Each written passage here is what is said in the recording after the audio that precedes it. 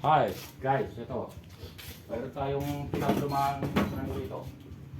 Pinaglumang sofa. Ngayon, lagi na siyang nasisira oh. Yung kanyang pinaka foam napupulbos. Kaya tanggalin na natin. At papalitan natin ng kahoy.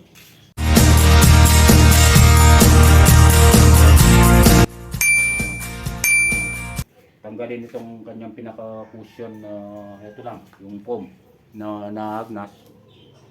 Lalagyan natin ng kahoy na pagano na lang. Pipili tayo ng kahoy na maganda, siguro yung mahogany or pinagtabasang nara. Habang pina-finalize natin sa ating kung ano ang ilalagay nating kahoy, mangangambas muna tayo ng kahoy sa bayan. Ang mga kiln dry na kahoy na available dun kadalasan ang ili. Ngayon kung gusto mong bimili ng mahogany, bulto-bulto, malalaking ano, ikaw ang magpapatabas pa, hindi ka makakakuha ng size na gusto mo. Anyway, ito habang tinitignan natin kung paano iwalay itong kutsyon, sabakan at ng ating madiskarte kung ano ang nababagay na ilagay dito sa pinaka base ng sofa na napakatibay dahil tubo na naka-welding. Yan oh. Mamaya-maya ay makikita nyo kung ano ang nakuha nating mga kahoy na lalagay na dito na pinaka-sahig at saka sandalan. Medyo marupok yung nakalagay na dati dito. Bumababa siya at saka yun nga napupulbos yung pinaka foam na binalot lang. At ang nakita ko sa loob ay talaga namang puro scrap lang ang ginamit na kahoy para may madakitan lang yung foam at saka yung fabric. Tubong lugaw talaga ang gumawa ng sofa na to. Anyway, nagamit siya kahit ilang panahon. At ngayon nga ay medyo kada walis natin sa flooring, nagdudumi siya dahil napupulbos nga. Kaya minabuti na natin na hiwalay na lang yung cushion at mag-decide na palitan ng kahoy. Ayan, nakabili na tayo ng kahoy na KD o kiln dried na tinatawag. Medyo mahal nga lang pero malinis na siya at gagawin mo na lang tatabas-tabas, putol, lapat, lapat. Yan, gumagawa na tayo ng pinaka yung pinaka pamakuan ng ating mga sahig. Ang mga parts na nakuha natin, yung pamakuan ay 2x3 at yung pinakasahig at saka sandalan yung mga armchair ayan ay tatlong 2x3 yung pamakuan. Ito naman 3 mula dun sa pinakasahig ang pinakapamakuan niya na ginagawa natin nandito sa working table natin yung ating pinaka-padron o pattern para iisa yung inclination ng sandalan. Yan. Sinubukan natin ang gumamit ng power tools na pamputol yung jigsaw, pero hindi maganda ang finish. Kaya minamano-mano natin yung lapat ng ating mga kahoy. Ayan, yung paglalagari na ganyan guys, dala natin yung pahinga natin. Kaya ano siya, ayan o, sabay smooth nung mga imulmol sa dulo para maganda ang finish. Ganyan lang, medyo take your time lang tayo, huwag tayo magpakapagod. Siyempre lalo na hindi naman pakyaw ito, atin to. Kaya ayos lang na anytime nasipagin tayo, gawa tayo. Pero kapag tinatamad, di pahinga. O kaya naman kukuya-kuya tayo na paganyan-ganyan. Pero matatapos din eh. Kahit na paisisi lang tayo. Ayan, inuna natin yung pamakuan ng mga armchair muna. Pagkatapos ay pin-repair natin itong pinaka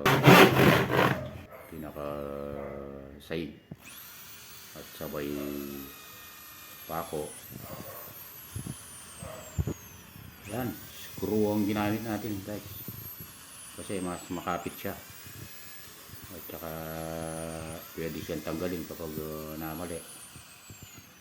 Yan, meron tayong pilot guide na drill para kapag nagpasok tayo ng screw, medyo matibay siya at saka hindi siya mabibiyak kung sakali. Yan, sabi ko nga sa inyo, ihanda muna natin at pagkatapos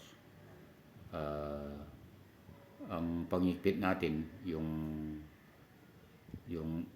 maigpit na maigpit yung ating screw driver na drill screwdriver. Yung ganito, piniprepare natin yung mga screw para hindi na natin hawak-hawak. Yan. Sabay higpit. Ganyan lang ang ating ginawa guys. Kaya natin special. Pero sa mga ganitong natin, kailangan talaga kapag pwede pa remedyoan natin na huwag tapon ng tapon.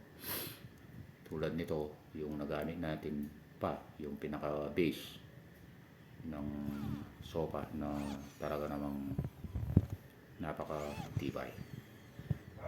Yun nga lang guys, may doble ang presyo ng per board foot ng tinrad na kahoy.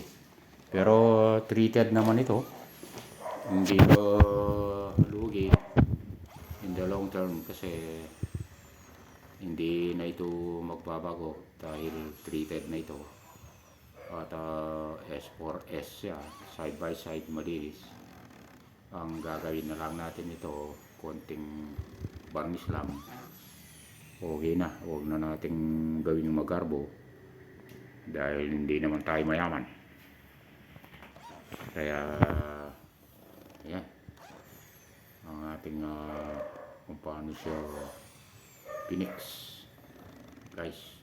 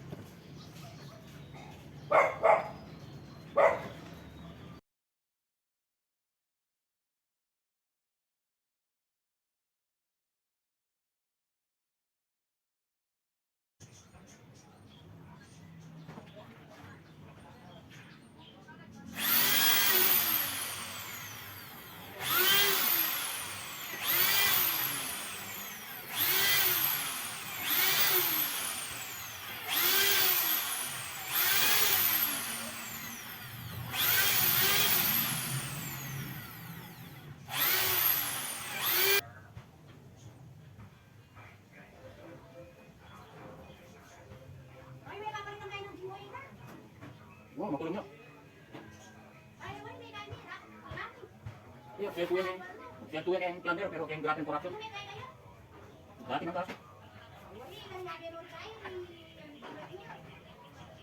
Buat tawari, baru yan, mga tayo. Saya makukulong.